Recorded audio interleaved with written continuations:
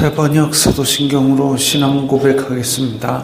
저는 전능하신 아버지 하나님 천지의 창조주를 믿습니다. 저는 그분의 유일하신 아들 우리 주 예수 그리스도를 믿습니다.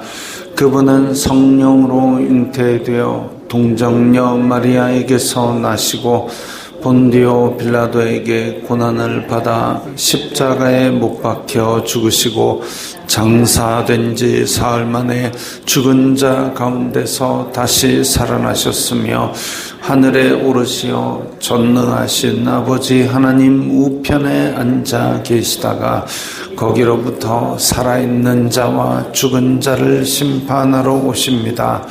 저는 성령을 믿으며 거룩한 공교회와 성도의 교제와 죄를 용서받는 것과 몸의 부활과 영생을 믿습니다. 아멘. 거룩하신 하나님 아버지 감사합니다. 간밤에도 편히 쉬게 해주시고 새벽에 기도하는 자리에 불러주시니 감사합니다. 이 시간 저희들 마음 중심으로 주님을 경외하게 하여 주시옵소서. 예수님 이름으로 기도드리옵나이다. 아멘.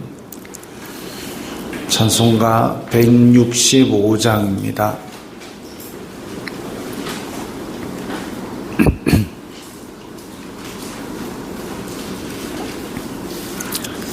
찬송가 165장입니다.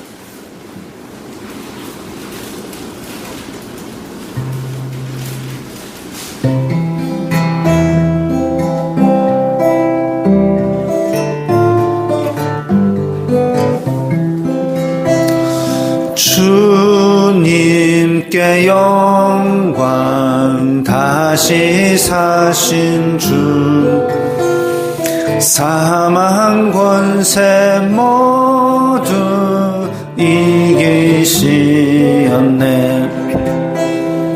흰 옷 입은 천사 돌을 옮겼고 누우셨던 곳은 비어 있었네. 주님께 영광 다시 사신 주 사망 권세 모두 이기시었네. 부활의 주님 나타나시사 두려움과 의심 물리치셨네. 주의 교회 기뻐 찬송하여라. 다시 사신 주님 죽음 이겼네. 주님께 영광 다시 사신 주 사망 권세 모두 이기시었네. 생명의 임금 영광의 주님 주님 없는 삶은 헛될 뿐이라. 주의 사랑으로 세상 이기고 요단 건너보냐 가게 하소서. 주님께 영광 다시 사신 주 사망 권세 모두 이기시었네.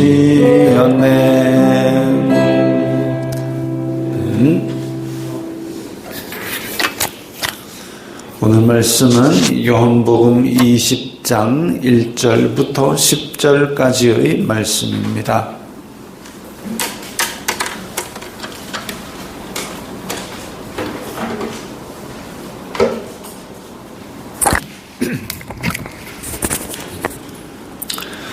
요한복음 20장 1절부터 10절까지의 말씀 함께 읽겠습니다. 안식 후 첫날 일찍이 아직 어두울 때에 막달라 마리아가 무덤에 와서 돌이 무덤에서 옮겨진 것을 보고 시몬 베드로와 예수님께서 사랑하시던 그 다른 제자에게 달려가서 말하되 사람들이 주님을 무덤에서 가져다가 어디 두었는지 우리가 알지 못하겠다니 베드로와 그 다른 제자가 나가서 무덤으로 갈새 둘이 같이 다름질하더니 그 다른 제자가 베드로보다 더 빨리 달려가서 먼저 무덤에 이르러 구부려 세마포 놓인 것을 보았으나 들어가지는 아니하였더니 시몬 베드로는 따라와서 무덤에 들어가 보니 세마포가 놓였고 또 머리를 쌌던 수건은 세마포와 함께 놓이지 않고 딴 곳에 쌌던 대로 놓여 그때야 무덤에 먼저 갔던 그 다른 제자도 들어가 보고 믿더라. 그들은 성경에 그가 죽은 자 가운데서 다시 살아나야 하리라 하신 말씀을 아직 알지 못하더라. 이에 두 제자가 자기들의 집으로 돌아가니라. 아멘. 안식 후 첫날입니다. 안식일은 토요일이고 토요일에는 무덤 속에 계셨지만 안식 후 첫날, 주님의 날, 주일, 일찍이 아직 어두울 때에 새벽입니다. 막달라 마리아가 무덤에 와서 돌이 무덤에서 옮겨진 것을 보고 안식일에는 이렇게 멀리 이동하는 것도 다 제한이 있었기 때문에 그래서 안식 후 첫날 동 트자마자 막달라 마리아는 무덤에 와봤더니 이미 돌은 굴려져 있고 무덤이 입구가 보이는 거죠. 그 전에는 돌로 무덤 입구를 막아놓고 그리고 로마 군인들이 지키고 거기를 제사장하고 인봉을 해가지고 아무도 뜯지 못하도록 그렇게 해놓았습니다. 그러니까 그때 당시 대제사장이 퍼뜨리던 소문, 제자들이 훔쳐가서 예수님의 시체를 훔쳐가서 살아났다고 얘기하고 다닌다더라. 아무 의미가 없는 거죠. 로마 군인들이 지키고 있는데 제자들 그 겟세마네 동산에서 뿔뿔이 도망갔던 그 정신없는 제자들이 뭘 로마 군인을 뚫고 돌을 굴려가지고 시체를 훔치겠습니까? 그건 말도 안 되는 얘기죠. 하나님의 권능으로 말미암아 로마 군인들을 그냥 혼비백산하게 만들고 돌을 굴리고 예수님께서 살아나시고 그리고 천사들이 그 영광을 그대로 나타내었다. 이렇게 성경은 기록하고 있습니다. 그리고 그런 사건들이 끝나고 예수님은 지금 무덤에 안 계신데 막달라 마리아가 무덤에 와서 막달라 마리아는 7 귀신이 나간 여인이었고 그리고 예수님께서 돌아가실 때에 끝까지 지켜본 여인이었고 어찌 보면 이 여인이라는 존재 자체가 이스라엘 사회에서는 그렇게 증인으로 인정받는 존재가 아닙니다. 아니고 그런데도 불구하고 또 교회 공동체 안에서는 7 귀신이 나간 것 그로 인하여 또 이 교회 안에서도 입지가 좁은 그런 여인인데도 불구하고 지금 새벽 미명의 무덤에 달려온 최초의 부활의 증인이 되고 있습니다. 부활의 증인이 된 이 막달라 마리아, 돌이 옮겨졌고 무덤이 비었고 그런데 그것을 보고도 예수님께서 살아나셨다는 생각은 전혀 못한 거죠. 예수님께서 죽으신 것은 가까이 곁에 있어서 보았지만 살아나신 것은 보지 못했기 때문에 믿지 못한다. 근데 예수님께서 누누이 말씀하셨습니다. 너 제자들에게도 말씀하시고 여러 번 말씀하시기를 대제사장들이 로마 군인에게 넘겨주어서 나는 죽을 것이다. 그런데 내가 다시 살아날 것이다. 죽을 것이다 라는 부분에 대해서는 제자들이 예수님의 죽으심을 인정하지 아니하고 죽는 것을 말리겠다고 그러다가 나중에는 막 칼질까지 해가면서 그렇게 예수님이 잡혀가는 걸 막으려고 하다가 결국은 다 뿔뿔이 도망가고 예수님은 죽으셨지 않습니까? 근데 예수님께서 죽으실 것이다 말씀하시고 나중에 살아날 것이다 말씀하셨는데 그 말씀 다 들었는데도 아무도 부활을 믿지도 못하고 인정도 못하고 앉아 있습니다. 기대도 소망도 안 하고 있습니다. 예수님께서 죽으실 것이다 라고 말씀을 하신 그대로 죽으셨으니까 근데 예수님께서 살아나신다고 안 했나? 이런 사람도 하나도 없습니다. 왜? 죽으시는 것부터 자기 기대랑 다르니까 거기서부터는 믿지 않은 겁니다. 그러니까 살아나신 것들은 아예 생각도 안 하고 있는 거지요. 그래서 막달라 마리아가 베드로와 요한에게 달려가서 사람들이 주님을 무덤에서 가져다가 어디 두었는지 알지 못한다. 무덤에서 누가 가져간 걸로만 알고 있습니다.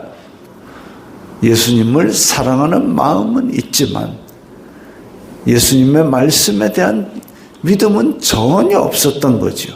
베드로와 요한이 쫓아가서 무덤으로 가보니까 세마포 놓인 것도 있고 또 머리를 쌌던 수건도 놓여 있고, 만약에 누군가가 시체를 훔쳐갔더라면 세마포와 수건 싼 채로 들고 갔겠죠. 나사로가 무덤에서 나올 때에 그 둘러싼 것을 풀어놓아 다니게 하라 그랬습니다. 그러니까 예수님의 시체를 누가 가져갔다면 그거 세마포 풀지 않고 그대로 들고 가는 게 그게 더 시체를 가져가는 사람 입장에도 훨씬 좋은 일입니다. 머리 들고 팔 들고 할 때 팔이 덜렁덜렁하고 다리가 덜렁덜렁하면 들고 가기 힘들잖아요. 둘러쌌던 세마포 째로 싸가지고 들고 가면 편하니까. 근데 예수님께서는 살아나셨기 때문에 더 이상 세마포도 필요 없고 수건도 필요 없는 거지요.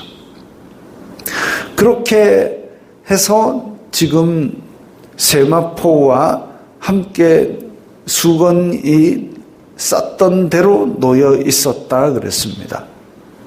그렇게 제쳐놓고 예수님께서는 살아나셔서 그리고 무덤 밖으로 나오신 것이죠.